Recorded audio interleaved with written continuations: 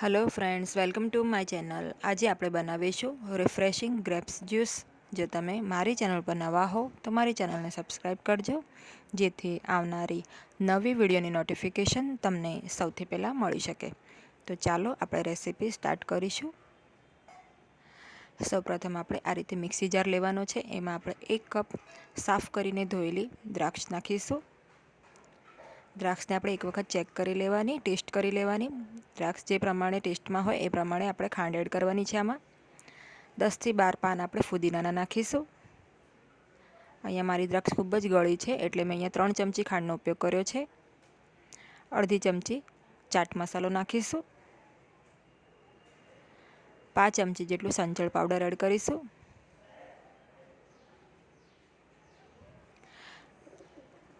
લીંબુનો રસ આમાં નાખીશું આપણે।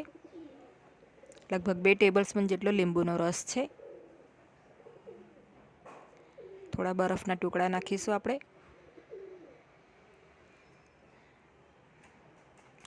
સાથે આપણે આમાં 1 કપ પાણી નાખીને આને પહેલાં ક્રશ કરી લઈશું। ત્યારબાદ આમાં 2 કપ પાણી એડ કરીશું। હવે એસેમ્બલ કરવા માટે આપણે અહીંયા ક્રશ્ડ આઈસ છે એ નાખીશું। તમે બરફના ટુકડા પણ યુઝ કરી શકો છો। સાથે અહીંયા સુધારેલી દ્રાક્ષ છે 10 થી 12 નંગ એ નાખીશું।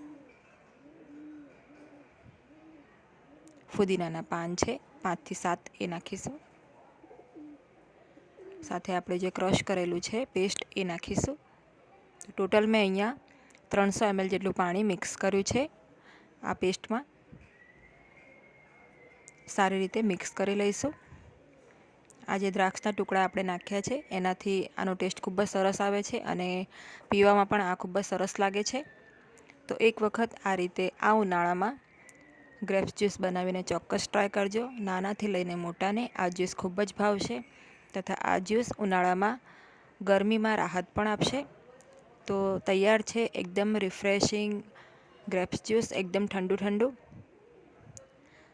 તો જો તમને મારી આજની આ રેસીપી ગમી હોય તો વિડીયોને લાઇક અને શેર ચોક્કસ કરજો અને મારી ચેનલને સબસ્ક્રાઈબ પણ કરજો।